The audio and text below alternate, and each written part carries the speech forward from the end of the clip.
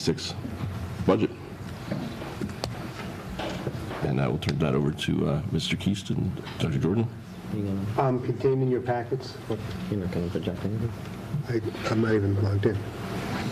Are you controlling?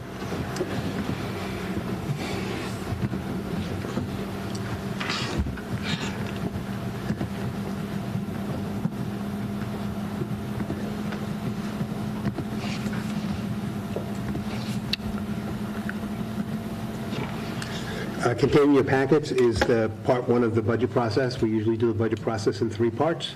First is payroll, second is non-payroll, non-special education costs, and the third is special education costs. We'll do the other 2 in December and in January. We break the payroll down by either bargaining unit or other functional areas. It starts with, we restate what the 25 budget is. There are payroll adjustments that happen between the time we did the budget and when we do this. Apply steps if they're appropriate, apply lanes if they're appropriate, and to put the COLA that's been either contracted for or what we project for people's raises for next year. With putting all that together with making an adjustment for vacancies and offsets. Offsets are basically where we, revenues that we generate, we offset payroll with in some instances, and that's how much we do here. It leaves us with a budget that has a $1.6 million, $1.7 million increase. Back in May, just to kind of jump ahead, May I guess kind of backwards, behind. Back in May, we projected a number for what the override, the second year of the override, which is what fiscal year 26 would be, and this is in line, keeps us in line with that number. So, we at this stage, again, we're holding to the idea that we're not going to need another override, at least certainly not for payroll anyway. So. Did you really? Certainly not for payroll. That's a completely true statement. So yes, payroll's a little droll, I know, so it's not a lot of excitement here, but any questions? What's going to change? What do you think can change? Obviously, a lot between now and the end of the year, but since this is payroll, obviously, what are the factors to think about As we go into the budget year, I mean, we're when we did the projection based on the override, we modeled what had been modeled by the town for us going forward, which is a 3.25% increase. That would be the biggest thing that would possibly impact us the quickest. Payroll will adjust naturally through layoffs, Jesus Christ, through retirements. Sorry. There are no layoffs. Through retirements, No layoffs. and other potential adjustments. You can lay me off now, okay? I'm done. Thank you. Let me know when you're on tag. We're good. We're rolling. Keith, I guess through this, is this the, it can't go up from here, right? Well, yes, it can. Okay. Because it can from the standpoint of, we have a vacancy. Yep. And we have to replace that. If the best candidate that we can find Is a higher- is a higher rate, that would be a higher rate. So again, it can go up. In general, it doesn't. This is in general the high point for the budget process. Also, there are two collective bargaining units I have an assumption in for because they're not completed yet. So I have an assumption for theirs, as well as the people who are on individual contracts. I have an assumption in for those, and the negotiated rates when they negotiate their raises for next year may be higher as well. So there are places that it can go up. In general, it goes down. Okay. Also keep in mind, this is, as we do the new initiatives, if depending on where the final budget comes out, if we do all the parts, that could change this, but that we would have to be making those decisions proactively. And our offsets could go down if we were impacted by school choice or athletic revolving went down. I mean, if athletic. Right. And again, in general, we don't rely on 100% of the money from the year, in that we usually work off some of the remaining balances so that it's never 100% of risk on that, so.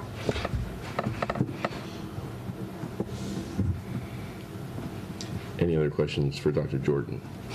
Just to confirm, there are no layoffs. Just to make sure everyone's on the record.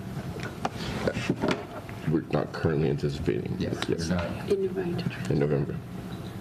at this time. Yes.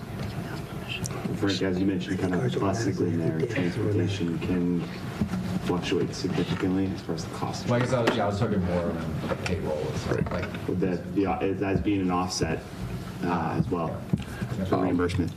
One thing I did ask Mr. Boudet to put together for me is a enumeration of what money we receive annually in grants. They're pass-through grants, so they do come from the state, but the sort of ultimate funding source is the Department of Education. And most of this goes to offsetting special education costs as well as some other smaller grants. But not, so this is separate from the town appropriation for our budget. So in fiscal year 2023, we received $974,000. In fiscal year 2024, we received just over $1 million. And budgeted for this year is just under $1 million. So we are currently relying upon almost $1 million from the federal government. That comes mostly, I think, mostly or all from the Department of Education. So as we all pay attention to what's going on, I would be cognizant of that and how things can change, and they can seem far away, but have significant potential impacts on us right here in Little Halls. So $1 million is about 2.5% of our budget. So. Our town appropriated budget. the size of our override too. It's like Beetlejuice. I mean, you say it one more time.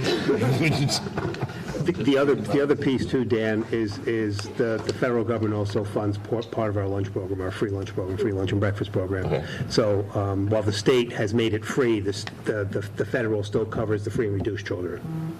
Yep. So again, while it's that one's quasi pass through it, but again, while it doesn't impact directly, what we do in our appropriation, it does impact other areas of Does that come from the Department of Education or Health and Human Services? Because I also know there's nothing going on there. The piece that comes from the free and reduced, the federal portion is Health and Human Services through the state, but a direct, as opposed to pass through for the grants, which the state takes a portion of to manage that. So. Well, HHS will be fine. No one gets through with that. Roughly, towards the lunch program. We have any kind of... Okay, and we don't need to see that. But It's like 240, 270 historically in that range. Okay. Most of our free lunch program is not free and reduced students. It's students who, in theory, can pay. Okay. Okay, any more questions about the start of our budget process? Next steps are in January. We'll get it December. December. Around the override. Anyway, you're excused. Not really. Careful. All right. So we will move along. I will note that we are 25 minutes ahead of schedule. We'll work backwards to our central office updates. I just wanted to focus on a couple of things. Dr. Jordan, myself, and Principal Manning and Tessa Piantadosi went to Washington, D.C. last week to collect our National Blue Ribbon Award for our middle school. It was quite exciting to be part of that process. We wish we could have taken more people with us, but there were limitations to that. But we were happy on behalf of the school to collect that award. And then today, connected to the National Blue Ribbon Award, I received an email from U.S. News Best Schools, and it said that Robert Adams Middle School is now in the top 40% of middle schools in the state of Massachusetts, making it one of the best middle schools. So our rankings for our middle school have also improved as a result of these changes. So, I mean, it's all exciting, and I'll get you more as we go into rankings later in the year again, how these things impact. But right now, we're in a really solid place at the middle school, and a sign of hopefully even greater things to come. Okay. So that's probably, I'll save that for now. Sure. Dr. Renard? Yes, can you pull up the presentation? While Dr. Kusk is pulling up the presentation, I just wanted to inform everybody that next Tuesday, we have a very exciting evening planned for our multilingual learner families. It's at Placentino and Miller Shared Cafetorium from 6 to 7. We will have food, and we will have lots of different vendors here. You see the police here tonight, and they're going to be there and represent, and we have a lot of different groups that hopefully our families will be able to find valuable for them, and we'll have translators there. This is just a very quick presentation on some of the things that we had during our last PD Day, which happened on November 5th. Let's scroll down. At the elementary schools, we spent the morning working on Eureka Math, and the teachers had the opportunity to really kind of struggle with and process together what the students should be how the students should be demonstrating mastery based on the lesson goal. And they also had a great discussion about how assessment was going to happen. You scroll down. We also had Learners Network, both at the middle school and high school. And they really went over menu planning with our teachers, planning templates, and going over those high leverage concepts. You can scroll down, please. iReady, which is our diagnostic assessment tool, and then actually creates pathways for students to gain mastery of standards, came and presented to both Placentino and Miller how to really dig into their data and what next steps to take. You can scroll down, please. And then we had Dr. Pappas brought in a wide variety of presenters for our Unified Arts, and she actually had a lot of different districts come in to Holliston and also receive the PD. In health and wellness, we had two experts that are DESE presenters, and they really went over Massachusetts law, policy, and frameworks and best practices for health and wellness. For our visual arts, we had a gentleman named Scott Schuler, and he went over about how we should assess our students on the mastery of standards in visual arts, which is something that a lot of the teachers are trying to process how we can do better. And finally, in world language, the presenter went over how to address the diverse needs of all our world language teachers, as well as designing and implementing communicative world language tasks. You can scroll down. The other way. Thank you. We had a wide variety of other PD offerings, and we really have targeted different groups to meet their needs. At the elementary school at Placentino, they were working on curriculum documents, understanding by design documents. For our L teachers, they worked on WIDA modules. Our librarians did some American Library Association training, which she totally appreciated, and we will continue doing that. Some of our special educators were able to work on the Bloom Method app, which helps them process the new IEP. Safety care training we had. The high school level, we had utilizing data disciplinary literacy. So really how all teachers are responsible to teach literacy in the content area. At the middle school, we worked on performance-based assessments in science, and that's how the MCAS test is going to be given this year. At the middle school and high school, we had CAMI training, which is a AI tool that will enable the teachers to enable a lot of supports for our students.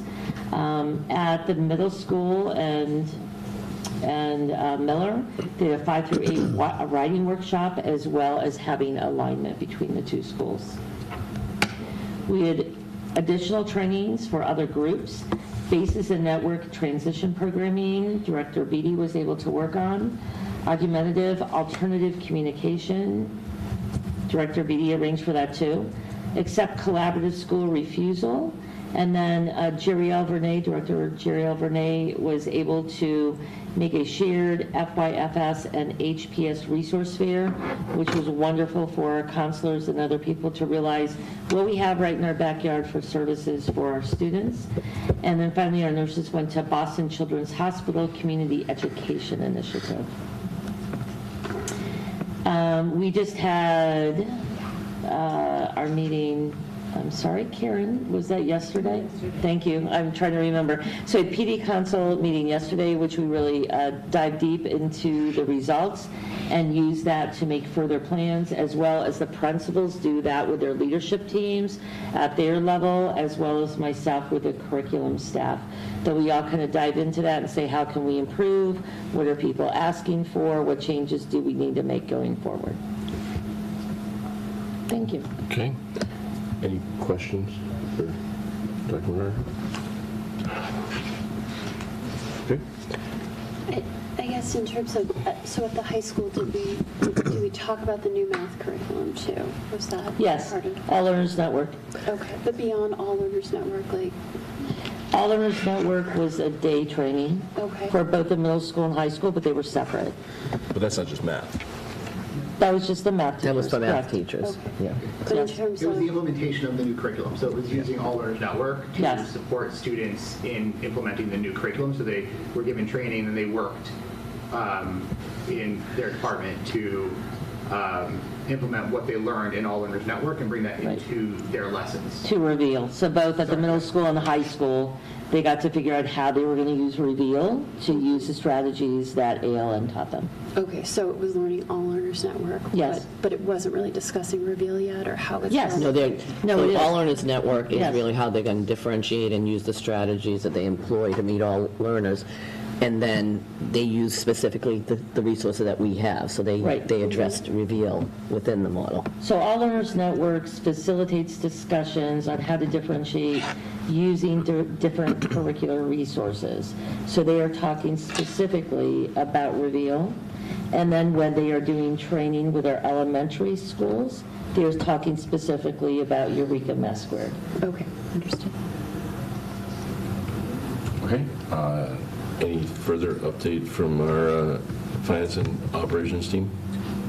Wanted to comment about the National Blue Ribbon ceremony. It was just a incredibly rewarding experience to be there, not only just to listen to the National Teacher of the Year, but also to the Commissioner of Education and just many kind of other educators that share in what we do here in Holliston as well. I was just incredibly proud as the former principal of the middle school of some of the work that our teachers do there in Holliston as a whole, but at the middle school. And what I heard over and over was just this push for this deep love and compassion for each other and your neighbor and for your students in your community, followed with a deep understanding of high expectations for others, not only for your students, but for yourself and for the community. Combined with like a significant focus on equity and the diverse needs of students. And it was nice to see the kind of a lot of alignment to the intervention structures, literacy work that we did at the middle school, along with some of the pre-K through 12 alignment that we're working to do here in Holliston. So it was fantastic. I left rejuvenated and ready to rock and roll. So. Great. Moving on, we have a job description. Keith or Dr. who's going to handle?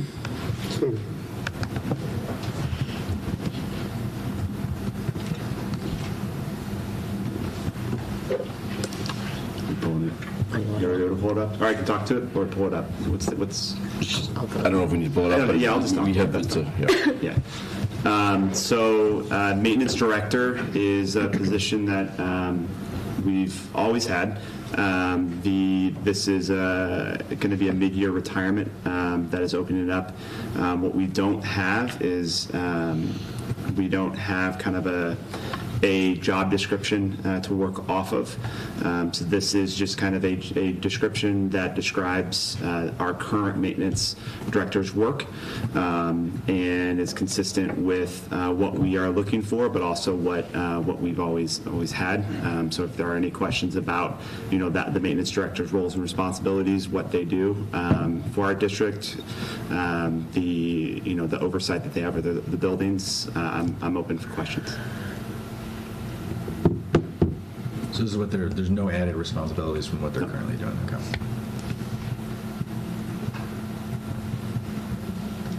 Questions? Cynthia, do you have any questions? Yeah, I was just going to ask, I couldn't hear David, whether he said that the current maintenance director is retiring. Is that what you said? Yes. Okay. Thank you. All right, so with that, I'll entertain a motion to approve the job description for the maintenance director. Moved by Dawn. Second by Frank. Okay, all those in vote, roll call vote. Frank? Yes. Joe? Yes. Hillary? Yes. Sarah? Yes. Dawn? Yes. Cynthia? Yes. And I am a yes as well. Yes. Yes. Got it twice. 8-0. 8-0. Okay, great, thank you. All right, reports from our subcommittees. Communications? Nothing right now. Okay. Policy?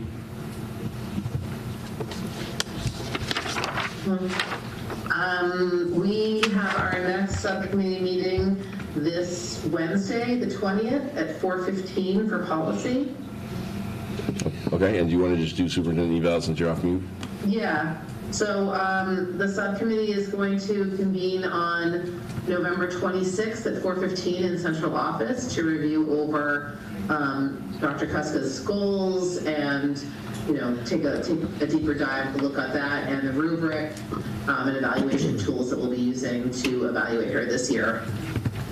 Great, thank you. Budget? Yep. And Budget had a meeting this evening at 6 p.m.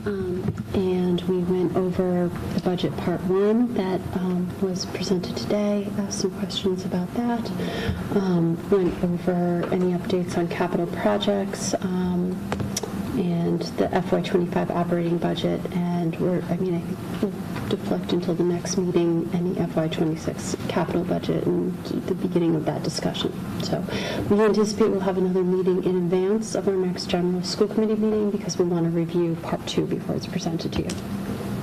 Okay, great. Moving on to old business, and Mr. List, if you want to come talk about the high school international trip as well as the any update you may have on the high school schedule. Just so the international trip was so popular that we had to create a second bus to Japan. So the expectation was like 20 to 25 students, and there were 70 who wanted to go.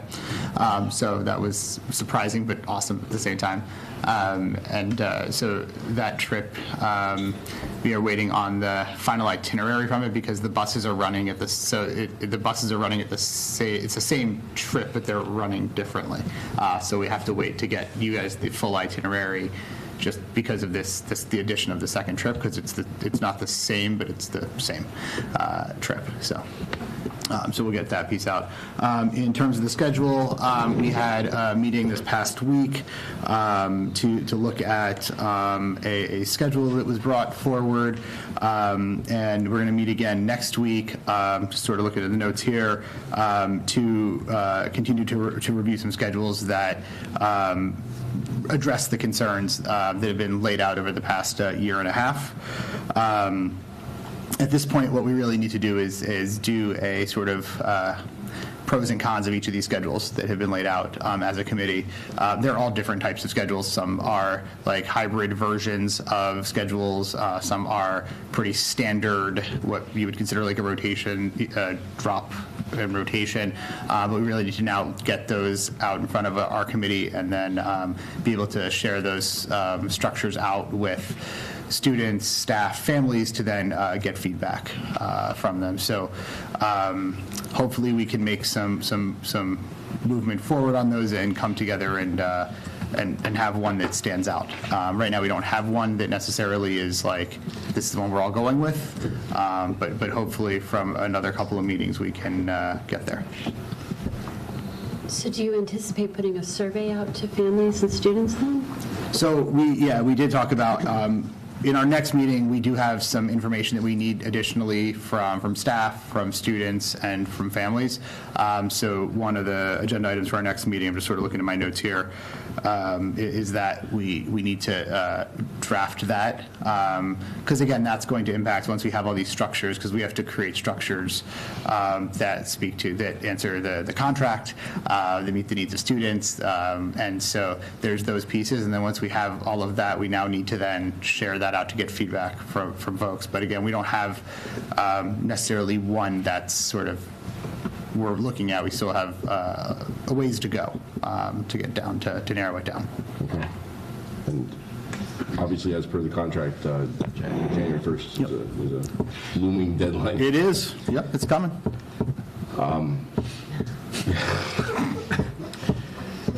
Yeah. We thought we were closer on the bus start times. I don't know. I don't get me. So, well, thank you. That I hope I think everyone is working hard, and I hope that we can come up with a solution that addresses many of the concerns. I mean, as we talked about 15% of kids right now can't fully even access DSB because of the different either IEPs and pull-out services that they have, or they're in band or chorus, and all the other different inequities that there are in our current schedule. So just encourage everyone to keep working. Thank you. So we meet though December 12th next. We're going to talk about that because Okay. it may be sooner. Okay. Yeah. I'll be here. Why not? Thank you. Thank you. All right. It's on here 3 times, but we'll getting into the start time. So we've gotten the update. Is there anything else that we want for an update, or can we, is it sort of? Does it make sense? I mean, I know Keith gave the highlight, well, read the bullets essentially. Should we read through the recommendation? Is that something that? If you'd like to, was that not the recommendation? I mean, it was. It's going to be somewhat repetitive, but I think there are pieces in there that. I think a number of folks met for a total of 8 hours or more on it. I think it makes sense to read through it. Sure, go ahead. You want to read it? You want me to read it? Or Keith, you're the Okay. chair. Or Dr. Jordan, clerk. Just vice. Dear Holliston School Committee, thank you for entrusting the School Bus Start Times Committee with the task of studying the impact of additional instructional time to the school day on transportation and start-in times for schools within the district. The complexity of the variables involved proved to be challenging in attempting to find consensus on a single schedule for the district. That said, the group reached agreement on many factors that they recommend the school committee consider in their decision. It is the recommendation of the School Bus Start Times Committee that the Holliston School Committee take into account the following considerations and priorities in their decision connected to the school start times and bus runs for the 25-26 school year. This list includes: 1, the district day is not to start before 7:30 a.m. nor end after 4 p.m. 2, the scheduling of schools should be thoughtful around student sleep at Holliston High School and Robert Adams Middle School. Limit the impact on teacher retention, and limit the impact on after-school activities, including but not limited to sports, clubs, extracurriculars, and after-school jobs. 3, Holliston High School and Robert Adams Middle School should start no earlier than 7:50 a.m. While many of the variables that impact transportation and school start times may be outside of the purview of the School Bus Start Times Committee, and the following scenario may not be possible based on variables outside of the school committee and administration, the school committee the committee recommends the following schedule for future consideration. Busing, so 2 runs pairing the high school and Miller in the first run, and then Placentino and Robert Adams Middle School in the second run. 8 a.m. start for the first school, give or take 10 minutes, and 3:43 in time for the last school. The committee recognizes and supports changes to Holliston School Committee policy and infrastructure within the school property and in the community to reduce the length of bus runs, including but not limited to consolidating Holliston High School ridership and pickup locations in efforts to end the district day before 3:43 p.m.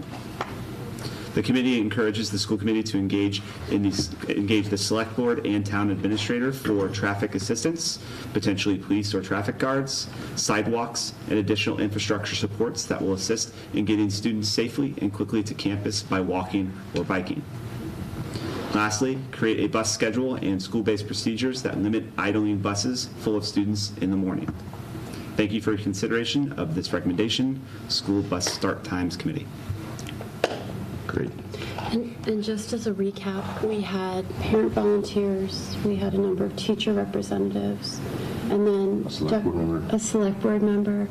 Dr. Jordan and Mr. Boudet, you were representatives on behalf of the administrators? Okay. And I know the teachers did some, like a survey of, as they went along this process with the 4 meetings, and I'm sure you've talked to administrators as we went through this as well? Okay. The survey, we weren't, I mean, we were provided an oral summary of the data. It wasn't passed around, so. Okay. Did the committee vote on this recommendation? We did. Yes. And so was it unanimous? No. it was not. Majority? What was the final vote? 12, 1 and 1. 12 for, 1 against, and 1 abstain. So what I think I'd like to do now is first I'd like to dissolve the committee, so that we can put that to bed, and then move on. I know there was a little bit of confusion. There is, a note here for a potential vote. I think I meant that more as far as next steps go. I don't anticipate voting on a decision tonight. I don't know if that is shared by everyone else, but I think that would be premature. But giving OML and everything like that, just wanted to have it on there so as to leave our options open. But hearing that it seems like there's not going to be the interest in the committee, which I agree with, to make a vote, so we have a lot of work to do, I think. So first, I will entertain a motion to dissolve the Bus Start Times Advisory Committee. Thank them for their work. And all that. And again, as I stated at the beginning of the meeting, I would strongly encourage people to listen to those meetings. It is long. Sometimes you have to play with the volume because Keith is very loud and he was near the microphone. But you can hear them. And then the last one was actually a good setup, but unfortunately there was a little bit of technical difficulties. But the final conversation We got was in there. second half in there. Yeah, but there is a lot of variables that go into this, and one that I forgot to mention obviously earlier was the commitments and the things that we discussed during the override, and that 65.5% of the town, 65.5% of the voters, almost 40% of the town came out to support the override and support the teachers, support the schools, but also to support this work and the commitments that we made. So trying to keep within those commitments as well, I think is incredibly important. So anyway, at this point, I'll entertain a motion to dissolve the committee, the advisory committee. So moved. Seconded by Frank. Okay. Frank? Yes. Joe? Yes. Hillary? Yes. Sarah? Yes. Don? Yes. Cynthia? Yes. And Dan, I'm a yes as well, so thank you very much to all those who served. We appreciate it.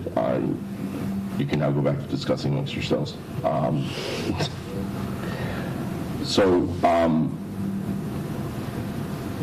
Thoughts? A lot to think through. Never was easy. Dr. Slaney, what she said tonight was profound. I think we have to continue. I think we have confines we still are working within in terms of when we want to start and when we want to end. Now, who goes when, I think is going to be the big answer. And I think some of the combinations we need to think about need to be outside the box. If this was an easy decision, then we would have made it already. I know we only have 6 weeks left, though. Really less than that. I know, but Can I just make one comment? When I started here in July of 2020 during COVID, meeting nobody but by Zoom, and in 3 weeks we put together with this leadership team an amazing product to get our children back to school, and that seemed insurmountable at the time. We were one of very few schools that had our children here, pre-K to 3, 5 days a week on campus if they chose to be here, which was the majority, and every student had a teacher in front of them, whether by hybrid or in person. We were very uncommon at the time. Most schools were only open 4 days a week, and the fifth day was a prep day for teachers.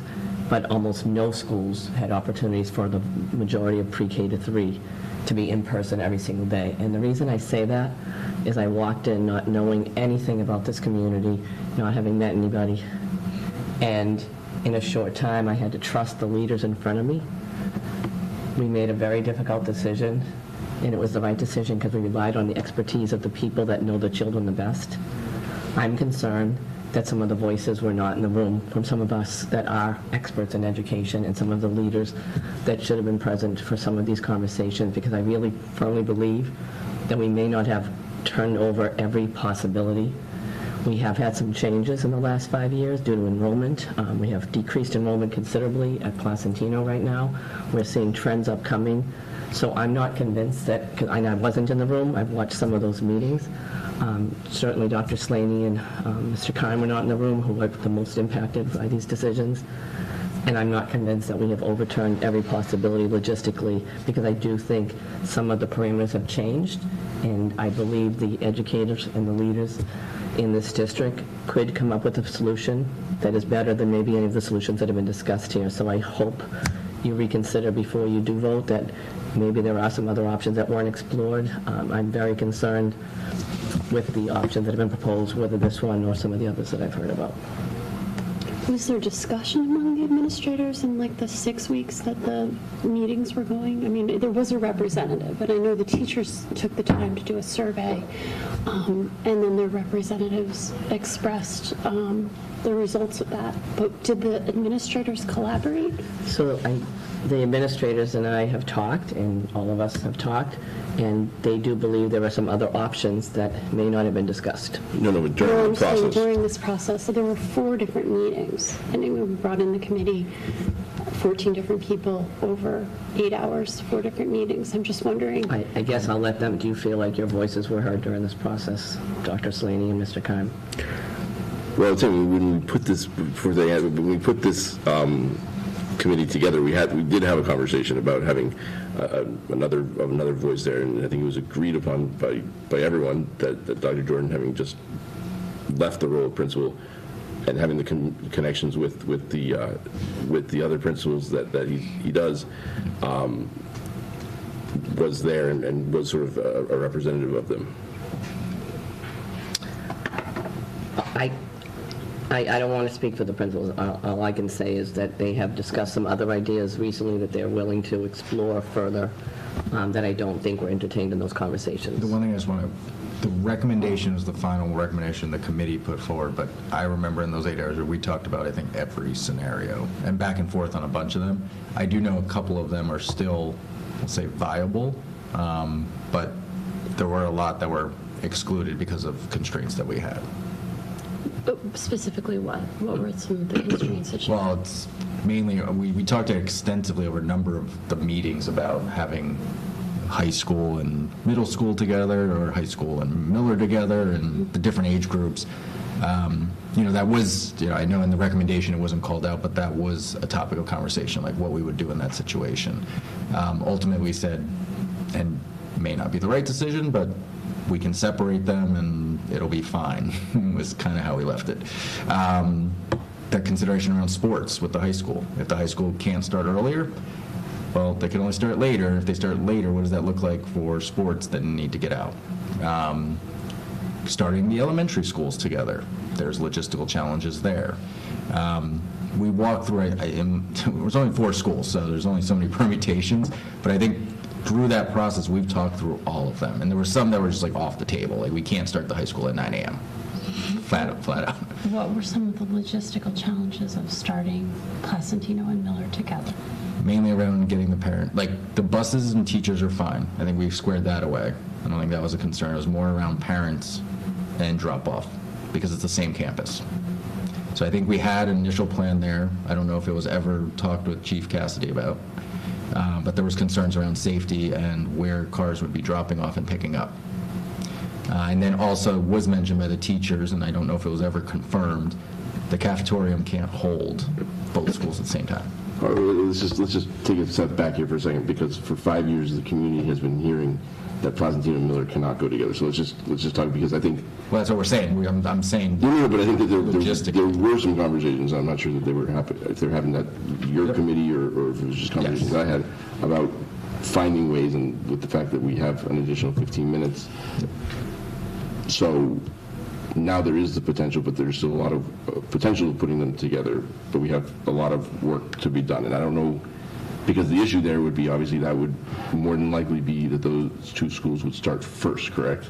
Ideally, yes. So then you'd have the high school and Rams starting second, and so there's the impact on sports. And jobs, I think. Well, sports and activities one thing- and jobs and everything. Permutation we didn't look at, Activity. Dr. Jordan, I believe. What if the high school went first with Rams? I would say one of the scenarios was presented with the school bus start times committee, along with the Miller and the high school, and then the Placentino and Rams. We did the alternative to, as far as high school and Placentino together as the first run, and then Miller and Rams as the second run. That was discussed. I think, to your point, as far as some of the earlier time, combining the elementary schools. That's one that would need to be deeply involve the Placentino and Miller principals and administration and this committee at looking at what it would take to do that type of work to get to that point. But we did look at a viable option as far as being the high school Placentino at the earlier time. But also, what would it take to get the elementary schools together, because that seemed to be an area that there was interest within that committee. Do we know, have we talked with the athletic director about what the latest end time of the high school could be that would not have a significant impact on after-school activities and sports, especially freshman and JV sports? I did get some information from Matt on what the impacts could be. And he went through and he did it season by season, sport by sport. And I'm not going to read everyone just because I'll be here for quite a while. The gist of it is that, for sub-varsity sports, the expectation would be there would be less events because of either us not being able to get to districts that may not have lights on their baseball field in time, things of that nature, or just not the availability of districts to get to us on time and the lack of lighting here. We do have 3 illuminated fields with the big baseball diamond at Adams, the small diamond at the softball diamond at Damigella, and obviously Comedian. But again, that doesn't cover every sport. It's not, again, we're not going to play till midnight. So from that, there will be reductions in the amount of events for sub-varsity sports. For varsity sports, the gist of it is that some things will be either later, obviously that practices especially will occur later. He broke one thing down, for example, in the spring where, currently kind of tracks on the turf or on the turf area from 3 to 4:30, girls lacrosse 4:30 to 6:30, boys lacrosse is 6:30 to 8:30. Well, again, you start sliding that back every time you're getting now practices that may be running till 9 o'clock at night or 9:30 at night on a school night. So those are the types of things that, again, are the challenges with shifting the high school back,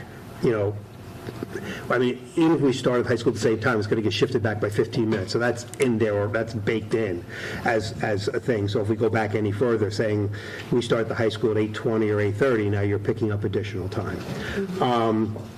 The athletic events, again, certain ones are usually on a turf field anyway, and every team in the Tri-Valley now, I believe, has lighting. So that's less impactful there. But again, you're still talking about practice is going to happen to a certain time, and certain sports do have 3, they do have freshman, JV, and varsity, so that will push again. It's all about lateness now. What's going to happen is that these events will get pushed to later. The sub-varsity ones will be the major impact with regards to them being able to have matches for games.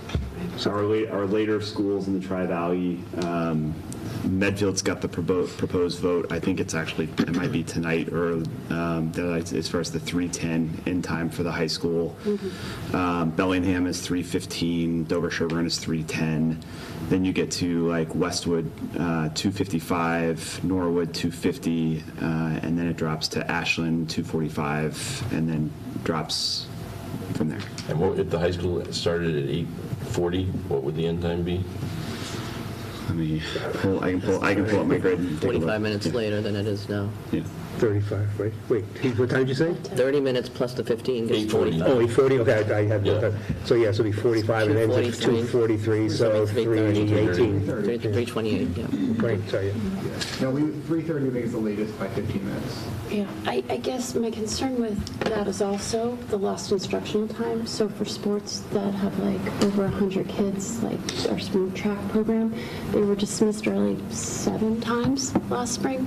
So then you're being dismissed even, a good 45 or out 60 minutes earlier times 100 kids for each of those events. So there is an impact, I think, that we have to weigh with decreased instructional time, right? And that is because those events, you're traveling for them, you're connected to those other Tri-Valleys. They run them, whether they're running them at Reggie Lewis or they're running them in Boston. And if they start at 4 o'clock, then, if your school lets out at 3:30 and the bus is leaving here at 1:30, we have a loss of instructional time. It's also the sports, too, that we don't control the playing venues, like hockey and swimming and things of that nature. We have our times that we get assigned, which we don't have yet. And obviously, if we get what would be typically a good time, which would be earlier in the day, may now become a conflict. You also, just to put it out there too, it's not just the sports. We have things going on like the musical and set builds and all of that. Those kids are already here until 8, 9, 10 o'clock at night, especially this time right before. So now you're probably talking about an extra hour, hour and a half sometime, just in terms of getting it all set up and moving, just with that, as the time gets later and later. And I respect that the committee was mindful about this component, the component of after-school jobs for some students. I mean, we received a lot of letters through the school start time. I kind of jumped on right after that vote in the spring of 2019, although we did re-vote it again and we had a community forum. But one of the letters that has always stood out was talking about a student that really needed this after-school job and the impact it would have on them, right? So I do think that's something we have to be mindful of. They may not have that job if we push time back. But that being said, looking again at the Placentino and Miller at the same time, what does that mean logistically for running those buses through that campus and running, drop-off lines, pickup lines? What does that look like? Who wants to speak to that? I mean, again, we have to prioritize getting buses and staff in. Right. That has to be the priority. We've had discussions about ideas on what to do with parents at drop-off and pickup. It's something we're still talking through. Yeah, I think the biggest change that we hadn't had an opportunity to discuss in the past, because we had the enrollment bubble of the 220 kindergartners going in that are now in 3rd grade, and we've been shifting staff up as a result of that. We're at 139 kindergartners this year, so we had not, when we were talking about logistics in the past, we were looking at a lot more cars on campus as well. And then the potential of, there's always the potential of when if you combined both schools, that you would then have the same amount of cars, or less cars, because they're driving their kids at the same time, so it's not double the cars in that respect, because you might have kids in Placentino and Miller now going at the same time, so there's less cars that way as well. Not that I want to put the cart before the horse on any of this, but I would want to answer your question, I'd want to lean on Dr. Slaney as far as what we've done there, and some of the past experiences we learned even at the middle school as far as like how we brought cars onto campus during COVID as well, and That said, having if that's something we're pursuing and looking at as far as the feasibility of it, we would need a plan A, plan B, plan C as we go into the start of the year. But that is how we pivoted during COVID. The first, I think I was talking to Mr. Kine, I was called Dr. Kine. It's the new haircut. That's right. New gray hair. About, with a big shift like that, it's going to be rocky for a couple weeks, and trying to navigate that as best we can. So Dr. Slaney and Mr. Kime, so I guess we have had some conversations about looking at this now, right? So do you want to talk about sort of what the thought would be potentially about being able to combine the start times for your two schools? I mean, I think they can talk in generalisms.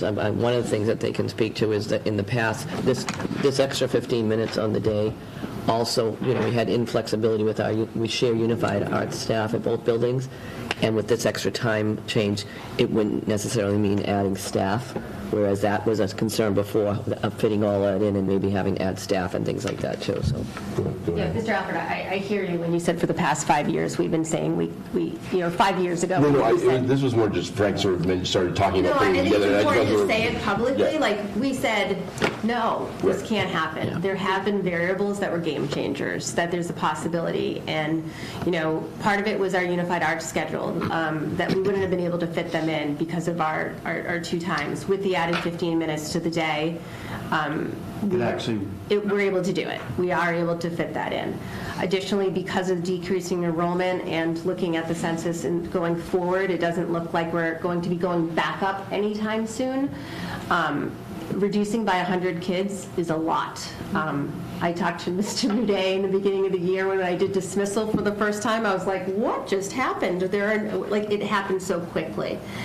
Also, before the pandemic, we did dismissal very differently. We learned a lot of efficiencies of how to use technology to be able to get parents through without them getting out of their cars, which we didn't do before. Before they parked their cars, they came into the cafeteria, they got their kids, they left. The thought of having both Miller and Placentino do that at the same time with that system, no, that wouldn't be feasible. But with our new efficiencies of how we do it, we are. I lean heavily on Mr. Boudet and his knowledge of this, and I think that we now can think about, as Dr. Jordan said, some of the things that we learned from the pandemic of not being so linear in how we think about moving our cars through the campus, of having them use the same entrance off of Woodland Street, but the possibility of going in through a different route, and then still making sure that we're following the fire lanes in that piece. We think there's lots of work to be done. Dr. Jordan and Mr. Boudet, posed to us what are the challenges of this, and we went together and looked at the challenges, and we think that there's solutions. We would want to work with Mr. Boudet and Dr. Jordan as a team to go through. I do know on the committee there were things that were mentioned, like that the cafeteria wouldn't work. All due respect, we do those schedules. We run our lunches. We can do that. And I agree. We've got to focus on the buses, the teachers being able to get out. Parents are going to maybe have to have a little bit of patience coming in, but the new system since COVID that we both have in place really works, and it really works well, that we can get cars in and out of there. I think you then wouldn't have the bridge program between Miller and Placentino, which is about 90 minutes that parents have to pay for while their kids are waiting for the Placentino students to get out. If we ended up early, we might not even need the early morning extended day because we're already there. And so that we're just loading them into the school and getting kids ready for the breakfast program. We'd love the opportunity to do a full kind of presentation for you with us working with Mr. Boudet and Dr. Jordan to be able to take, all of your questions and thoughts and be able to present it so that you're able to make a decision in this. And I think no matter what direction, obviously, what ultimately the school committee decides, as administrators, we look for what is the best decision based on the limitations we have, right? And I think school safety is a huge concern. Just will more older students get pushed off buses if we go with a scenario like we described tonight? I think there's just so many layers to that I don't think anything that we could come up with, no matter how diligent Dr. Slaney and Mr. Keim are, there certainly would be limitations to any model we put forward. But I think coming down to what's the best model with the limitations that we can do for our kids and for our community is really what we have But to I do. also want you to think about what Dr. Slaney said at the very beginning. Those 5-year-olds with middle schoolers or our 10-year-olds with 19-year-olds, it is about the safety of our kids. And not to say anybody's going to try and be malicious, but at the same time, it makes us nervous. Can I ask, when you're talking about this, like how do we break up and put kids on buses, is it having gaps between like a younger age group with a much older age group, or is it just middle school children who are tough to put with anyone? Is that what you're saying? Or like, no, I don't think that's I think the case, but I'm potentially the wondering, gaps like, is it- concerning. Is Miller and Rams together objectionable, I guess, is really my... It would be less objectionable Less as far than- as the age. Less, Yeah. probably, but I don't think they would have the Placentino students riding with the high school kids.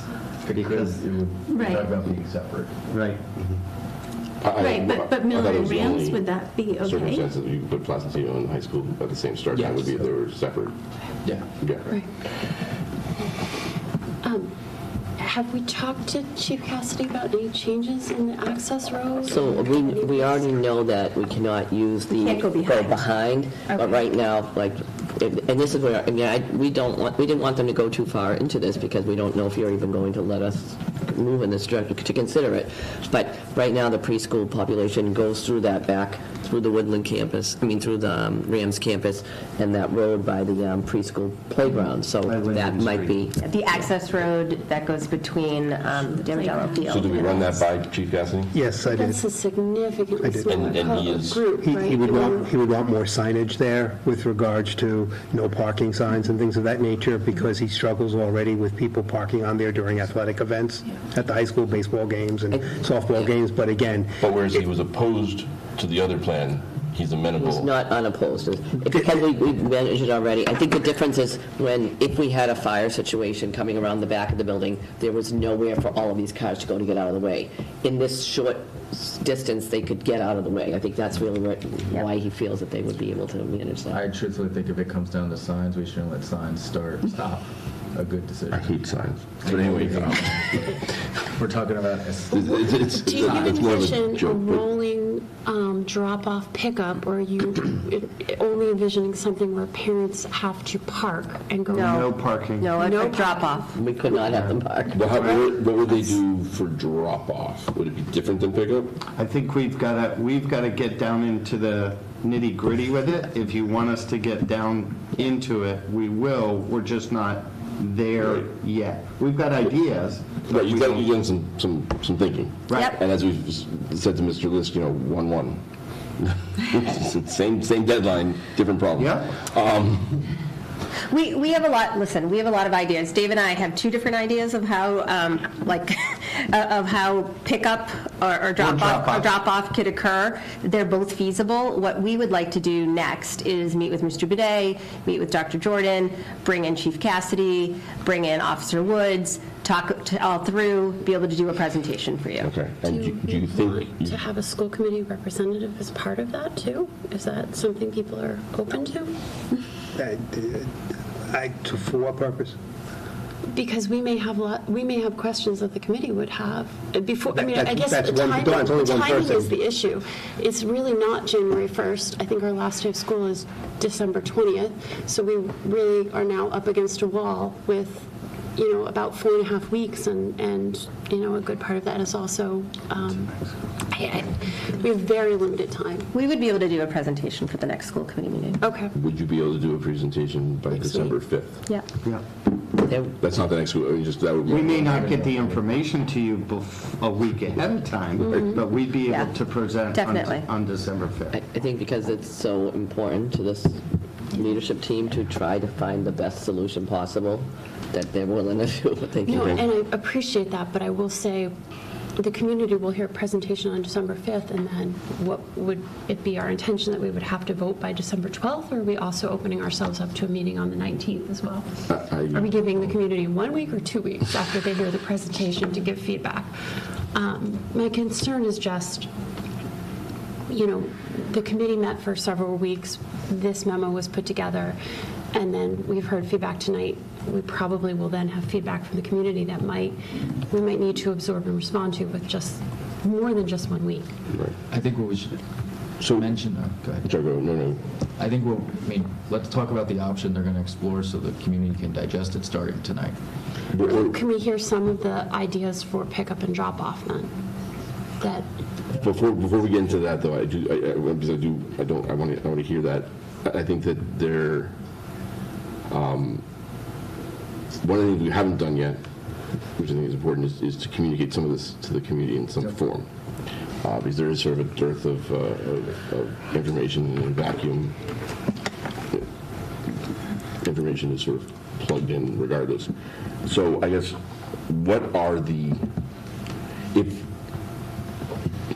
is there consensus that while we respect the work of the committee, the subcommittee, are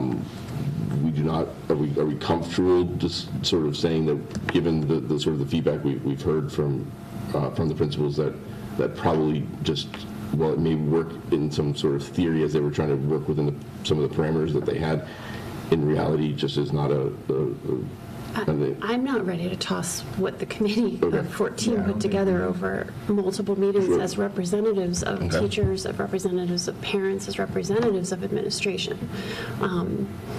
I'm not ready to completely toss that out without hearing something viable and being able to ask the questions and make sure we have feedback from the community. And I don't know that a week's feedback is that fair, but... Speaking from the now dissolved committee as one individual on it and on the school committee, I think we, and Dr. Jordan, Mr. Boudet, Cynthia and Joe, also part of it, we were not married to the groupings. We felt a need to provide the groupings. I think it's more important we look at the other recommendations to make sure whatever subsequent recommendation in terms of groupings, we stick somewhat within that. And I think what's being discussed right now mostly falls within that, if not entirely, except for the fact that it goes against the groupings that were provided. I think we chatted actually groupings the least, more around the confines of what we can start at and end at, as an example. So I don't think it's exactly throwing it away, but I do think it still provides a framework that you're trying to meet. And I do think you guys spoke to many of the concerns that. Yeah. But you were kind of coming up with the best case scenario, working with the information you had. But if you can put up a better plan, I would love to see it. And can I request that the athletic director and maybe some representatives from the arts and other high school programs at least be consulted and be involved in sort of because as you work on the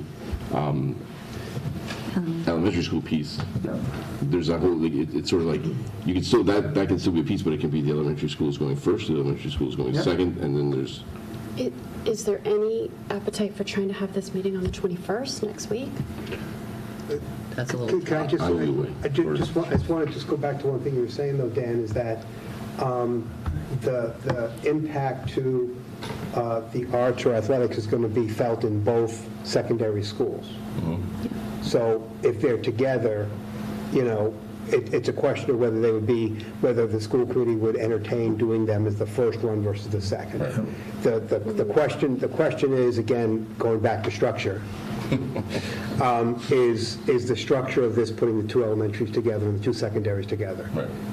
Well, I mean, Do you know what I'm saying? No, I do, and I think that, I don't want to ignore the fact that the most pushback I heard at the committee meetings was from Miller teachers, that had significant concerns about moving Miller later.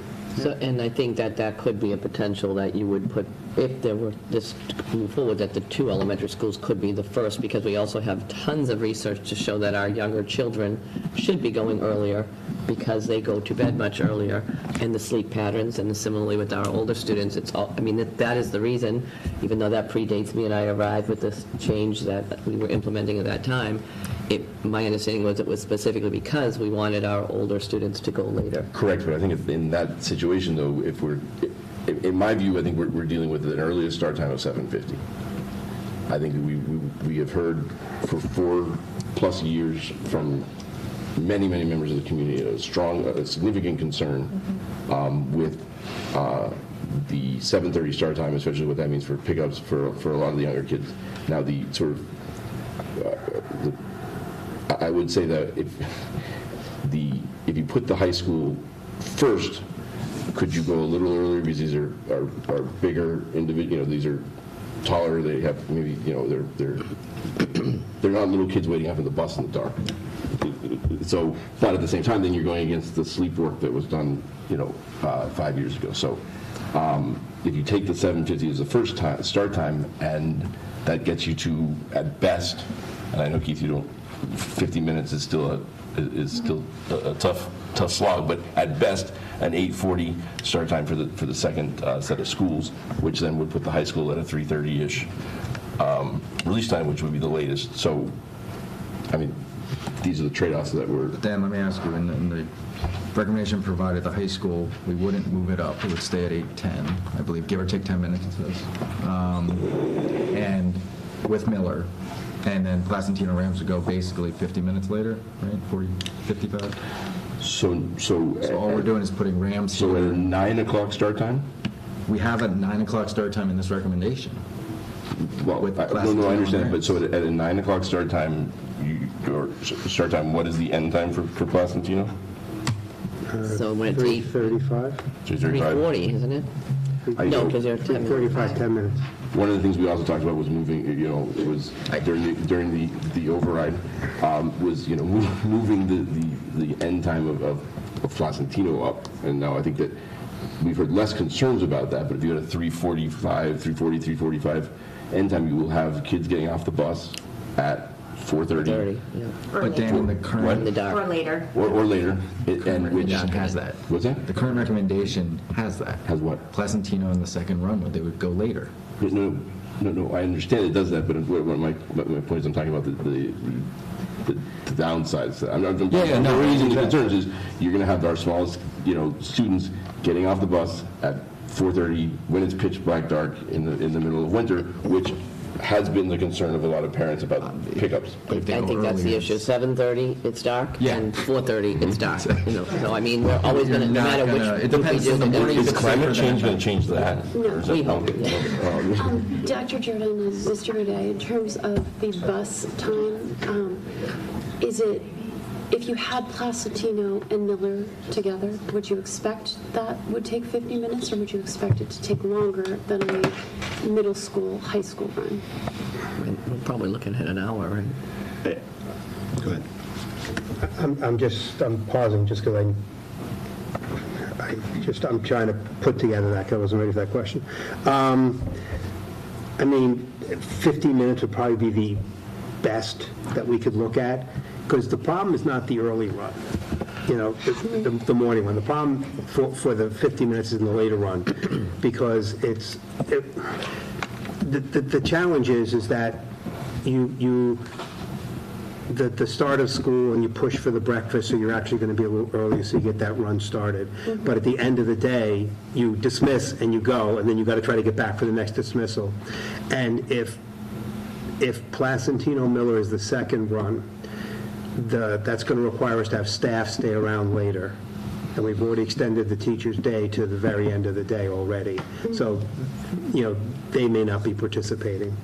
If the high school, middle school is the second run of the day, and the buses were showing up 5 minutes later than the dismissal time, that's something that I think is much more manageable, just because of the age of the children and, developmental level of them.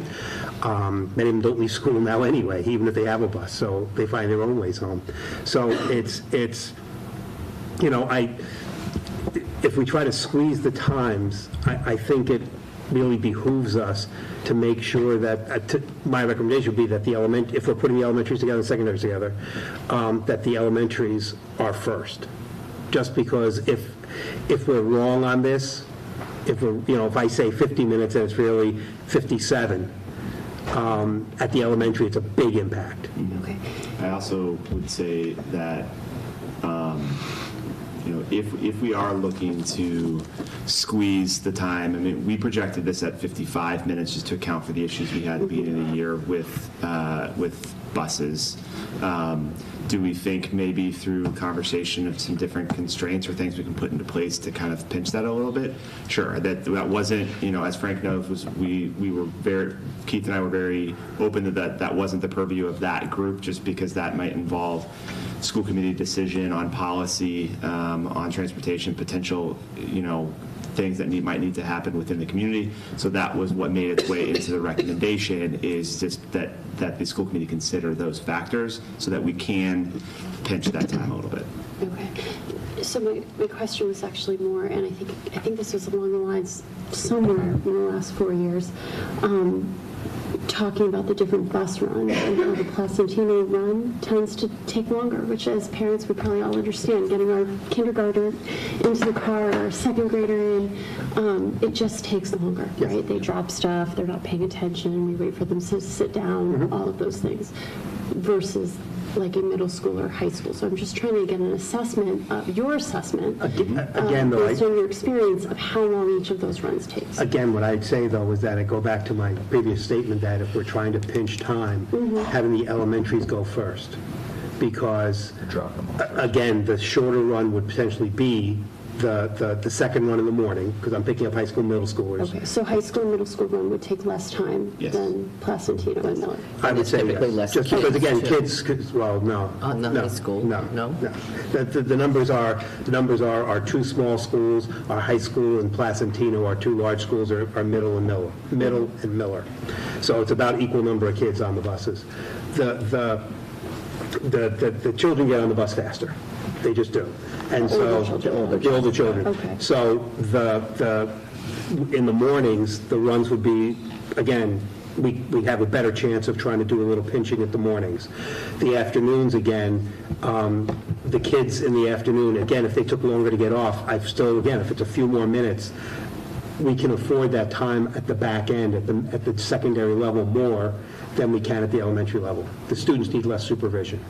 I would also add kind of what I was getting at as far as on the school committee, there are a lot of stops involved, and the radius at which we run our bus runs. And when we think about the length of time that bus runs are done and things that can make them faster, one is conversation by the school committee for potential policy as far as like about the number of stops that we do or what are some of the parameters around that. Also, what is the radius at which busing does start within the district, and potentially those who are within a certain radius need to potentially walk or find alternative means. And in one of the situations you looked at where you had Placentino and the high school at the same time, but on different buses, you realized some time savings because you were no longer crossing Washington Street. Is that correct? There's no question that one of the downsides of putting the secondaries together is I'm having children who are on buses cross Washington Street as part of their route. Right. And that there are challenges of getting across Washington Street, it's something that we've been fighting since we put these buses together in 2002 or 3. So. Okay.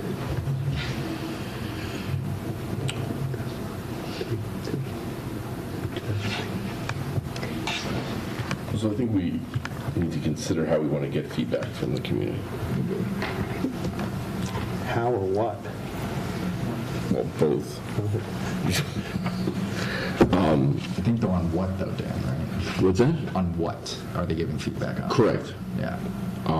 Because given the time constraints, as the more work is done on this, and just to be clear, a lot of this is sort of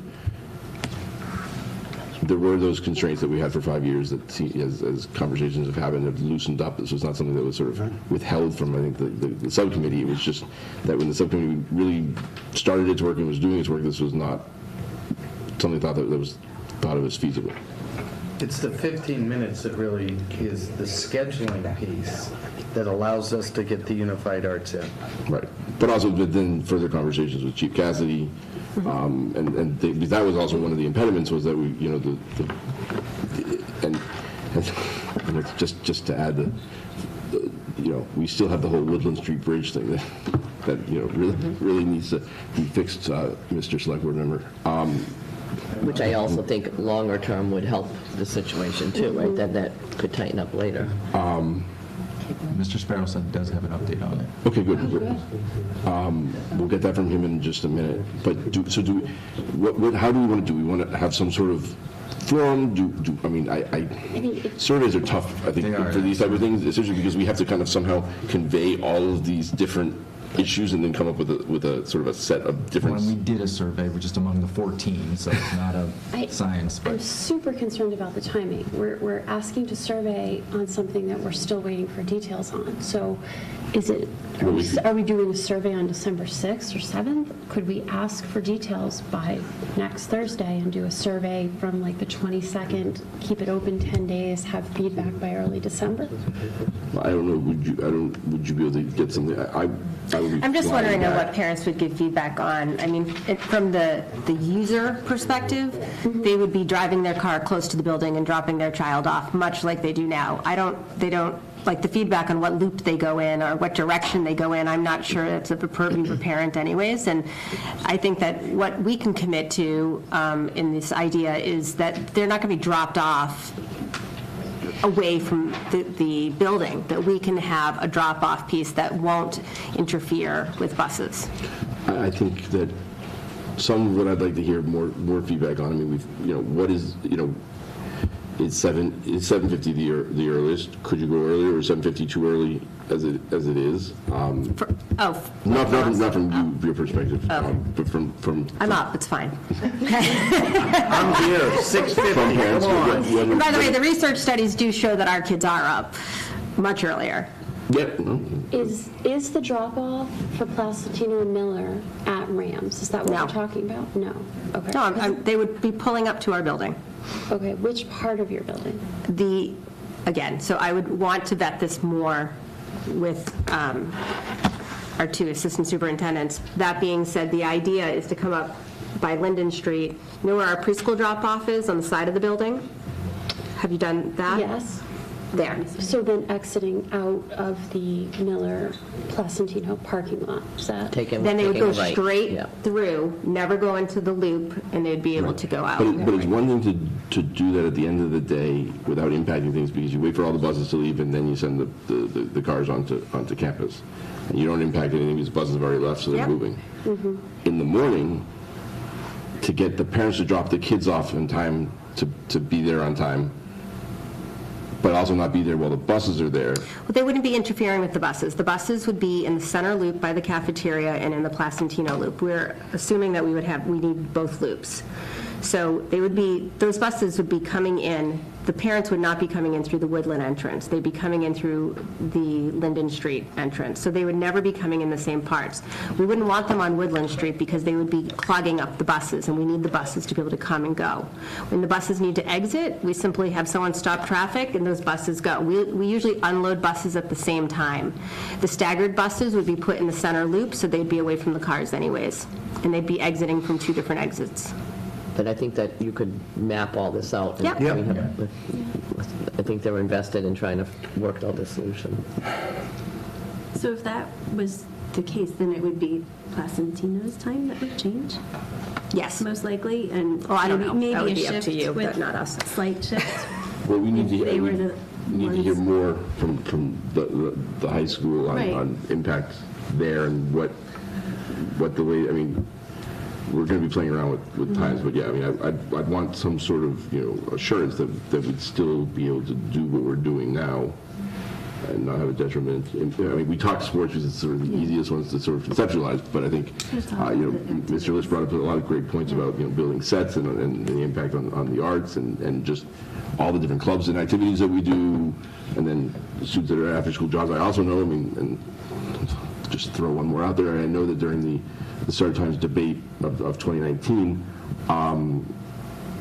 there were some parents who were concerned because they had high school students who they would use for child care, and having the students end after the little kids was problematic for them. I don't know how much that of an issue that is, but that was definitely something that was raised by more than one parent. Yeah, I think that's the issue, no matter what time we put. There's a child care issue if they go early, there's a child care issue at the end of the day. If the little ones go late, there's a child care issue at the front of the day. So, and it's still kind of the same issue. We have to accommodate. I would say that I think, though, it's probably less of an issue at the beginning of the day than in sort of the middle of what could be the workday, right?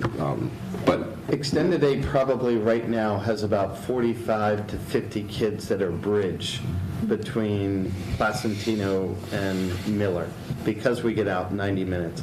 So parents don't want to come, pick up one and then get the other, so Extended Day has those kiddos. They probably will not have a large group there, so it will probably hopefully help parents that they won't need to have that care that they need right there in the middle. I also think there's the beginning of the day. If my 5 or 6-year-old, I don't have one anymore, thank you, but if they started at 9:05 or that piece, that would interrupt my beginning of the day. I would be looking for childcare at the beginning of the day. I don't know many people who start work after that, where older kids are able to be home by themselves in the beginning of the day. So you probably aren't at the end of the day because it's at 5 o'clock by the time the kid gets home. It's late. Or get brought back to school, because we are the only school that does not drop off without a parent there. So that's the other piece that you have to consider, that we have our buses come back with kids. So I would have to have staff for a good hour after that piece. And actually, it's longer. I have kids picked up now at 5. I could not do it next Thursday. Okay. You guys could meet, but it also sounds like that might be a fairly quick Right, turn. and I think they need to talk with Chief Cassidy as well.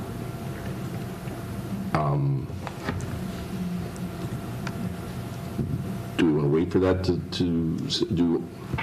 Do we have to wait till Thursday? Could we do Wednesday? We could do it Tuesday.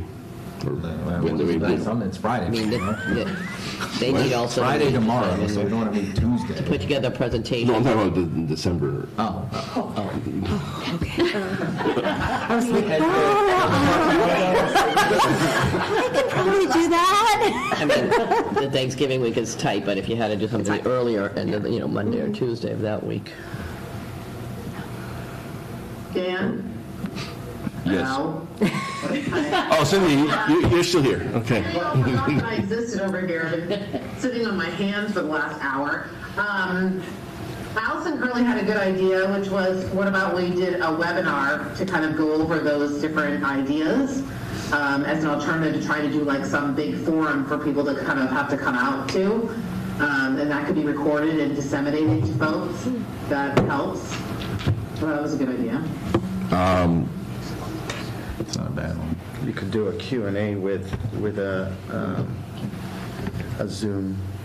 Yeah, It's hard to do an open-ended webinar, but you could do a Q&A kind of thing, where we've done those before, and people try to submit questions ahead of time, or we take. Okay. We need to get a presentation together, so Yes. there's a point of reference. Right. Yes. Yep. They would walk through whatever their presentation would look like. We've done that we did that a lot during the webinar setup. You'd have a facilitator, you'd have a presenter and a facilitator that brought the questions to the group and whoever's there. I mean, all the principals have a lot of experience with that. I guess you're suggesting instead of Thursday, December 5th, looking at Monday, November 25th, or Tuesday, November 26th for that meeting, to give more time? I mean, because we want to do the Q&A webinar after that, right? Right? So that would then become the sort of the first week of December after we disseminated something, and And then we either were, rush and go a week later on December 12th or come back again on December 19th. and still trying to get the attention of everybody over Thanksgiving, you know. I like the 26th. What's the 26th? Tuesday.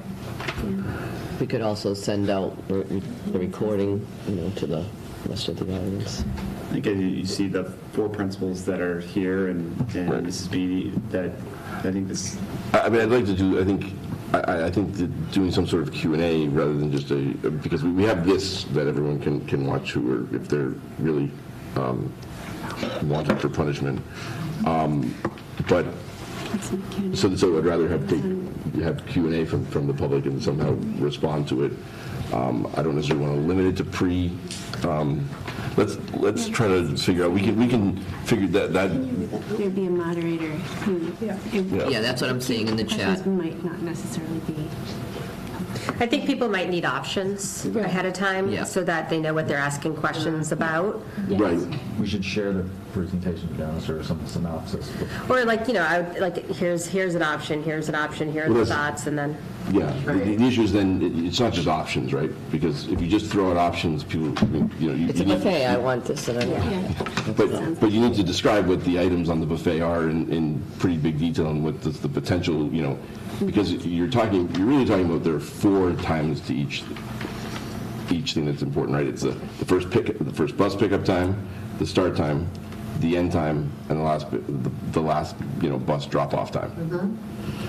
But one of the things I don't think we're going to have for you yet, but we will talk about it with Chief Cassidy, is a plan for that drop-off and that pickup, that exact specific plan for those things, because we know we can get those done, but we could have the times and the schedules and the things like that. Yeah. No, we don't need those. If as long as you're confident, you look at it and you say, yeah, we can figure that out by Just next making year, sure but you're not we don't looking need for that. I think I might be to know that we can use that route, right? Because if you came back and told me, oh, we only have 40 spots at Rams for people to park, and parents with their kindergarten, second grader in tow on the rainy, snowy day have to park at Rams, walk these kids over, or that we're dropping them off You want at it to be Rams. feasible that they We need to know it's feasible. But you don't need to know where or the details of it, you need to know that they can come towards the goal. And then all the If that's parties have signed off. situation, then I need to know what I'm voting on. I think we need to know, okay, we need the signs don't need to be up right now. But my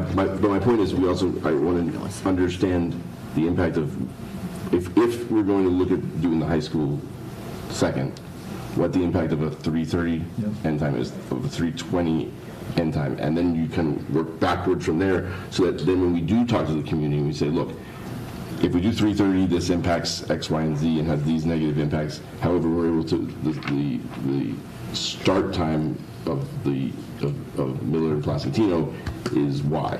But if we move the high school up, you know, so that way, because I don't, you know, it's not to say that the only issue is the first pickup and the start time of Miller and then Placentino, if you ran them together.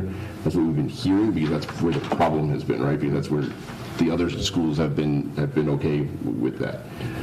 But as soon as we start moving things around, the other problems are going to percolate. Right. So we just need to sort of flesh out every single thing, and then the impact on instructional time, though some of that I think also, you know, well, yeah, I think that it's all sort of interconnected. And so, all right, so what are people's, so the 26th, we would be looking at a presentation, what we're talking about. How do people feel about that? But this is a Tuesday before Thanksgiving. Arbitration day. Yeah, arbitration day. What's that? Yeah, no, I'm saying it's just that day. We're going to stick to this topic only, though, right? They're not going to make a full agenda. Hey, I want to, our principals, do you feel like you can get this together? I mean, I think if we're going to be recording it, potentially sending it out to Bright Arrow for people to review, and have another opportunity for feedback after that. Well, no, this would be recorded, it would be a public meeting and everything, but this would not be the Q&A. That's what I'm saying, Yeah. that's what I'm saying, if we're going to do the feedback after. And the feedback would be after that. I'm not hearing any objections to it, Other than it's Thanksgiving week. other than it's Thanksgiving week. That Monday looks a lot better than a Tuesday. Good Monday. Can't do Monday. I can't do Monday. So, Dan, are you saying that you want to have a meeting on Tuesday, the 26th? Want is a very strong word. Yes, we're talking. We're talking about a meeting on the 26th, yes. Okay. It sounds like we have a couple, no, we cannot do Monday, so I can't, I'll be on a plane. can we move forward with Tuesday? I can't do Monday. Okay, Tuesday it is. Okay, and just for the community, we are trying to fit all this in before the end of the year. We're not trying to bury something on the week of Thanksgiving. What time, Dan? Still 7, or you can do it early? So, yeah, let's talk about that. I think that I would be amenable to starting it earlier. 4:30? 6. I would go as early as 5. Noon? We do have a meeting on the 26th. I believe school is still in session, so, Yeah, we just have, the principals and I have, We have a meeting. That's at 4:30, right? 4:15 to 5? I have a meeting for superintendent eval Yep. right before from 4:15 to 5:30. so you were around that day. We could do So, all right, so 5:30? 5:30. Okay, we'll look for that and then leave the 5th open as well. And then the 12th. And then the 12th, and lightly pencil in the 19th. Can we just take off January then? No, that's what budget season really gets going. It's okay, we did this to ourselves. All right, so I think we have a plan of action. Anything else about this? I guess though it would be helpful to the principals, sorry, if there are complications in what we talked about. You're not done If there are yet. complications in what we talked about today for the plan on the 26th, just share that so that we don't need to find that out. That would be helpful. Keith will let us know. Thank you, Keith. Okay. Dr. Jordan, they both will. All right.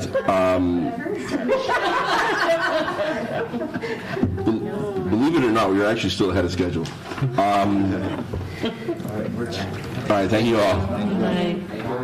All right, I would like to now invite our esteemed colleague from the select board up to, he can give us an update, I guess, on the Woodland Street Bridge. And then also discuss a new, I think you created a policy advisory committee. Yeah. So, We'll do it briefly. I'm Ben Sparrow. I'm from the Select Board Vice Chair. I can read my statement that I have about school start times. I mean, my position is a little different because, I have a kindergartner, so I have stake in this, but it's not quite the same kind of a conversation that you have. So I'll just start with that first, real quickly. The first thing I want to do is just say thank you for inviting me to be part of the process and to participate. I think it's important that we collaborate across our boards and things like that. So with that in mind, the Select Board is interested in partnering with the school committee to ensure our kids have safe and effective transportation to school.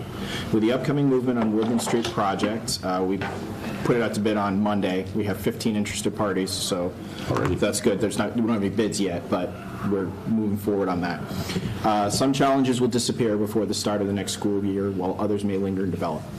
The MassDOT Safe Routes to Schools program has numerous resources and staff available to assist HPS in these areas, and some suggestions would be updating arrival and dismissal practices to promote walking and biking, adding policies that promote walking and biking, and providing pedestrian and bicycle safety training to students. The town has been working, we've been trying to work together with things like the override, and I think this is another opportunity for our boards to collaborate. We're committed to strategy that includes these kinds of programs like Safe Routes to Schools and Complete Streets. It ensures that kids have multiple means of reaching schools beyond just buses and cars. Further, the town has a plan for sidewalk construction that started new ways on Norfolk and Central Street. I've actually had talked to parents personally who have asked me about that on Central Street, and that provides greater access to the Woodland Street campus. Just recently, the Halston DPW has prioritized sidewalk and crosswalk improvements for the benefit of HBS students, including widened and repaired sidewalk in front of the Adams Middle School, repaired sidewalks and improved crosswalk along Central between Blair Square and Franklin Street, pedestrian crossing signals and improved crosswalks at several locations downtown along Washington Street. And FY25, we plan to improve rail trail access and crosswalks at Casey's to allow for winter access. Plans to add repair sidewalks along Church Street between Railroad and Central Streets. And with the debt exclusion for Norfolk Central and Goulding, these projects will allow new sidewalks within the 1-mile radius of the Woodland Street campus, connecting dense residential neighborhoods to safe routes to school. And finally, also we have Blair Square. It's a beautiful gathering point for kids to start. They do the walking school bus from places like that. We recognize that many parents need to drive their children to school, and the goal is to offer alternatives such as the walking school bus. Shifting transportation modes to encourage greater number of students who walk, bike, and ride the bus may have benefits. Walking and biking are excellent ways to promote health, well-being, and connected to the natural environment. Busing, combined with walking and biking, reduces congestion on local roads and reduces greenhouse gas emissions by removing passenger vehicles from school traffic. And these goals align with many objectives of the town and Holliston Public School strategic plan. We're looking also to try to find opportunities to eliminate reliance on adults for transportation to school and can positively impact attendance. Walking is a no-cost form of transportation, and biking can be as well through programs that promote helmets and bicycles. These goals again also align with the strategic planning. So the select board, we're asking you, the school committee, for any recommendation around busing to include comments to the select board on projects or ideas for how the municipal resources can support the schools with reducing traffic, and developing alternatives to motor vehicles for children to get to school, promoting good health in our community. And then also working with the school committee long-term to discuss strategic planning for transportation. And I think at some point, I know you're busy, I'm not trying to say you're not, but finding a way to schedule some kind of opportunities, formally or informally, between our boards to have these kinds of discussions, whether it's the chairs, whether it's subset, whatever it happens to be, but I think there's opportunities there. Because I think our goals align, and I think we need to be working together. I mean, you know, we're dealing with a lot of infrastructure projects, we've got a lot of things in the pipeline, and I think it's important that our goals and your goals coincide when it comes to these kinds of projects. That's it with that. Any questions? Yes. Thank you, Ben. And I did know within the recommendations of the committee, they talked about encouraging us to engage with you, the select board, for traffic assistance. I was self-dealing because I actually put No, I appreciate that. But I did take note about the part with the traffic assistance and police or traffic guards, because I do think one of the ongoing issues, especially as we look at this, and if we do go with a plan that's running those buses across Washington Street again, it is getting them over and maybe having the police officer assistance and stopping traffic on 16 to move our buses across there, right? Because it's certainly a time loss on both routes. So is that something we can continue to engage you with and have discussions about? I mean, I'd be cautious about doing that from my perspective, because I do not personally, philosophically, believe in talking about operations of an individual, of a department that's under my purview. I mean, I don't feel it's appropriate. That would be really a conversation to have with the chief. I mean, I certainly can talk to him and things like that, but I just want to be careful about prescribing how they should interact with those kinds of things. But we certainly can have those kinds of conversations, and, you know, I would like everything on the table to have these conversations. It doesn't mean they're going to come to fruition. That doesn't mean they're feasible in any respect, but it also means that, sure, we can have the conversation. More your help facilitating the conversation. Sure. Right. I mean, there are 2 school resource officers, right? So we're not looking at posting a police officer outside for 2 hours in the morning to direct traffic. Yeah, and I mean, you know, we can work on that to see what kinds of things that can be done if that's feasible, and certainly I can help with facilitating that conversation. Great. And actually, the bigger time is actually the afternoon, because that's when all buses I said morning, but... No, but I'm just saying, it's all buses go in the afternoon. In the morning, some are heading in different directions, and it would also be the second run of the day, so or the second one in the morning, excuse me. Yep. And so, again, they might be barking.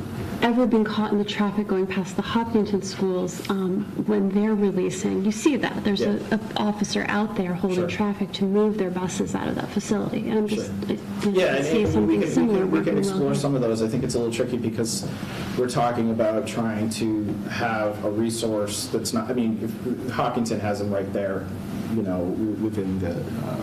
within their campus, and they have it's able to be there, whereas, and that's that main road there on 85, but here we have a little bit of removal between where the schools are and where the need is on Route 16. So we have to figure out if that's something that's even feasible to accomplish. And then just briefly on the Policy Advisory Committee. Sure. I know we've gotten a request to provide some representatives.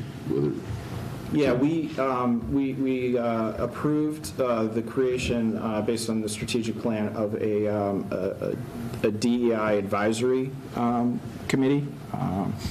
And it's intended to be a resource to help look at the equitability and of policies and things like that within the town of Holliston.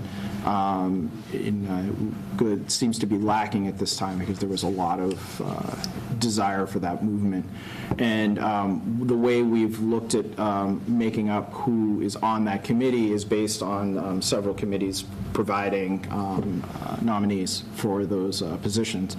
And we had set aside 2 for the schools. The intention is not necessarily that it's you folks. It could certainly be someone else. Like, for example, Stacy Raffi is your Envisioning Future Holliston representative, and she's no longer on the school committee. So I think it's not unreasonable to think we don't really know how much work it would be, but at the same time, you certainly have plenty of work to do. So I would say it would probably be a representative that you would provide.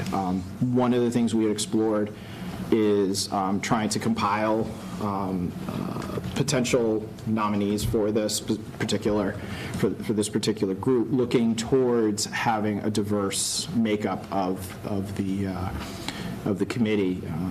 Not necessarily want a homogenous committee. We want to be able to find people from different parts of the community who may be underrepresented, or potentially who have a better perspective than myself. As a white male, I have very little to offer in this sense because of the experiences that I've had.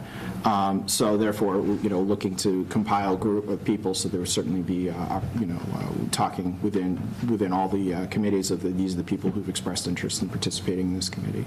And I hope that you would participate and be a part of it, because I think having everybody from all sorts of sectors, we have Council on Aging, we're putting Youth and Family Services, I think that's what we're still calling them, and certainly a couple from the Select Board and one from the Town Administrator's Office, hopefully with somebody with some legal experience in this space. So I would hope you would participate in some capacity, because I think, you are a major part of the community, a substantial part, and I think it'd be important to have you as part of this group, so in some capacity. Thank you, and I really appreciate being included. Is there anyone, first, before that on the committee that would like to be part of this group? I mean, it's interesting. We have a quite a voluminous set of policies already. Absolutely. And that's the statutory responsibility of course of the school committee.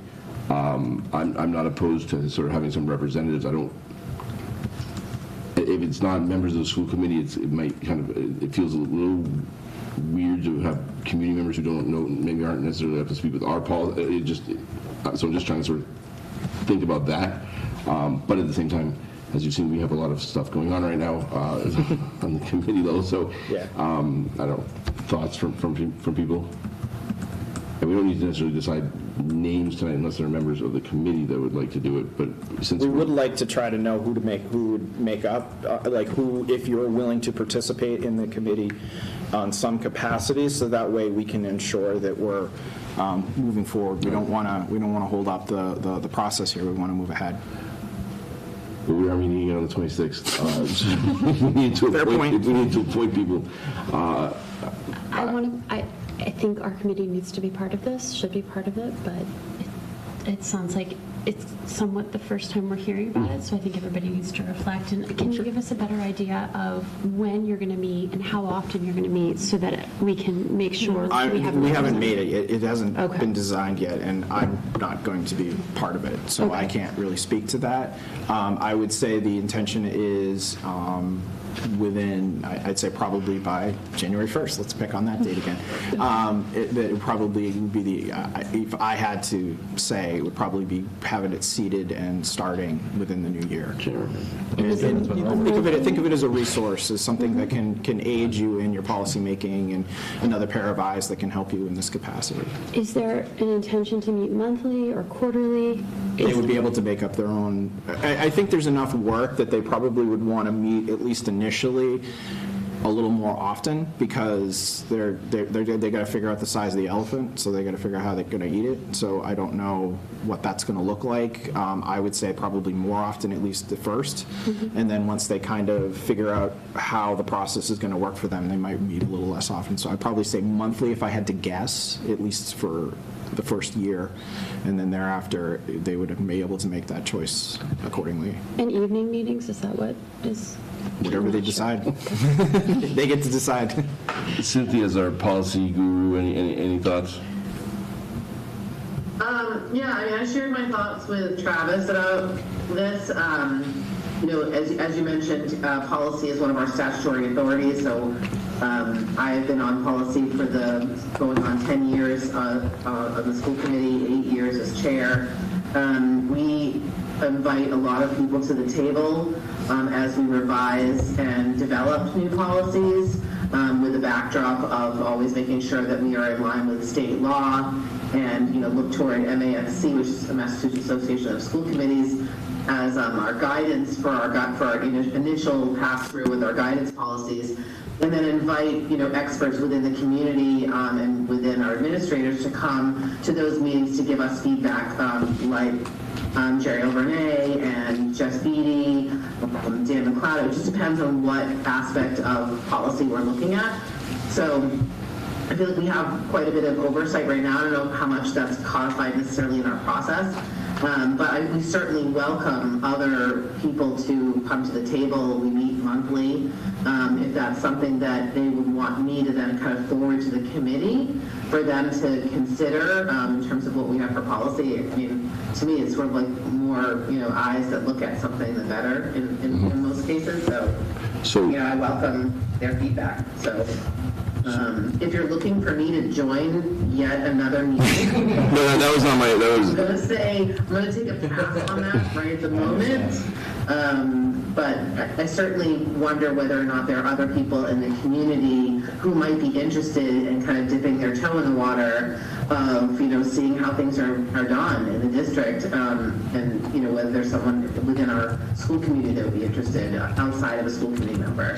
And I would also add to this, too, that the intention, at least from our perspective, is to look towards residents and not necessarily voters. That was one of the things, to make sure that people who are, members of the community who may not necessarily have be able to vote in elections, but still can participate and are part of the town. Absolutely. So why don't we do this, since this is kind of new for everyone wants to think about it. It doesn't sound like anyone feels like they have the bandwidth necessarily from the committee, but I'd encourage you. I think it was this week's select board meeting where you discussed it and created it. So maybe see if you watch that. Think about it. If you think it's a good idea, maybe if you know people, talk to people, see if gauge interest. So we have some names. I think sending out an email to the entire school district looking for names might just be more. It might not be necessary, and we can sort of see, we can gather interest, from the town side and sort of share. But come back and we'll add one more agenda item to that Tuesday meeting so that we can try to. But that I anticipate would be quick, and we can have a follow-up conversation and And I'm happy to answer any questions about it. I'll make sure that, if you don't already have it, I'll make sure you get the scope and all the language that we've agreed to form it. And if there is anyone watching now from the community that might have interest in serving on this, feel free to send me an email. Or you can contact the town administrator. Or contact the town administrator. Yeah. But we need to know this so we could make that appointment. But yeah. We would share. We'll collaborate on that. okay. Thank you very much, Ben. Thank you for your time. I appreciate you waiting for all the other stuff. It's still on time, actually. I know. I was hoping to get done before 10. Maybe we will. So the last item on our public agenda is just start the discussion of the sort of the impact on graduation requirements since the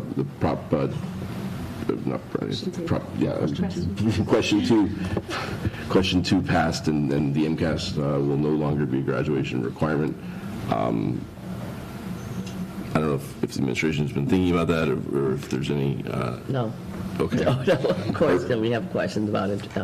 I do think it likely will not change how it's administered in any way. We've heard that it's going to still be the same format that it is right now, potentially a similar schedule and all of that.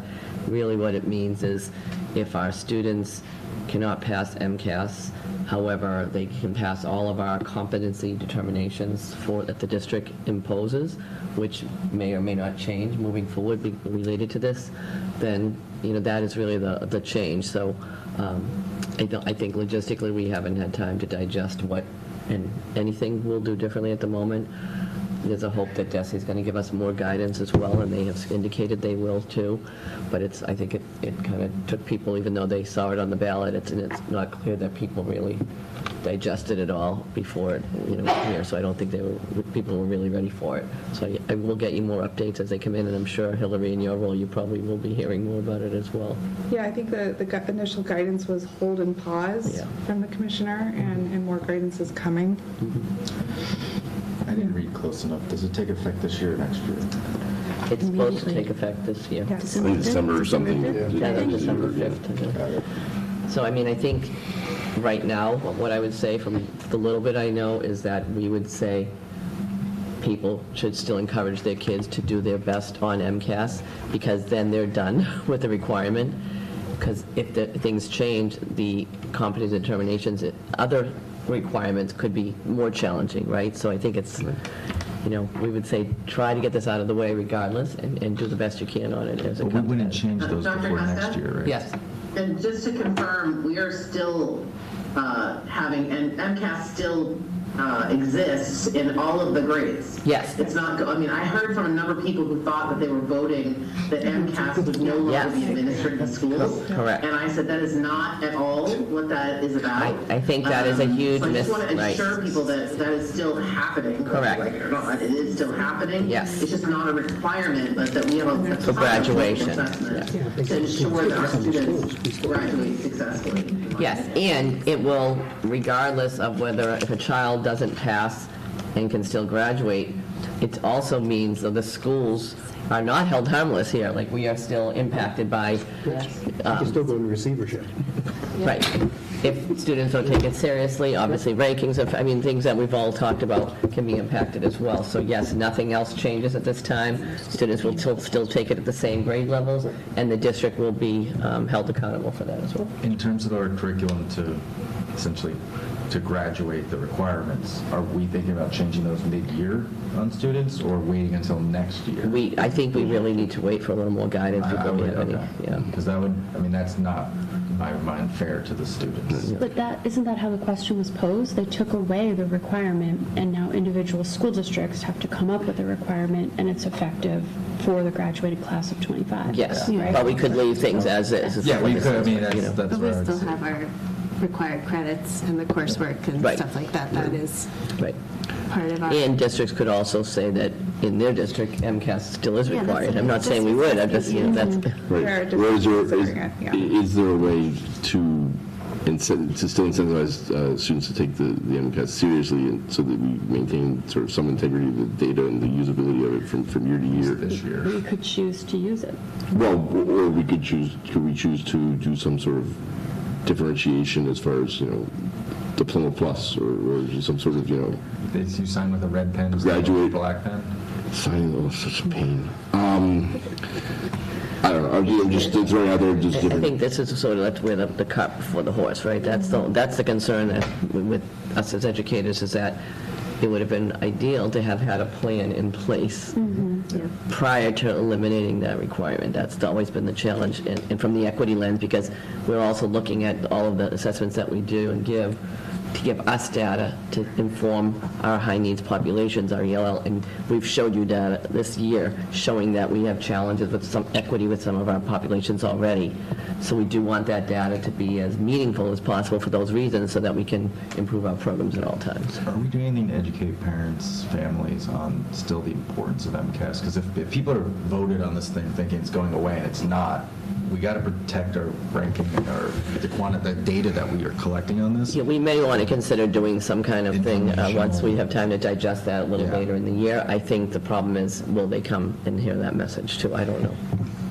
Those types of presentations aren't usually well-intended. I know. They're not very But it's exciting. more of, it's honestly, it's not even a presentation, it's more of like just getting messaging out consistently, right, time and time again, because people don't read anything either.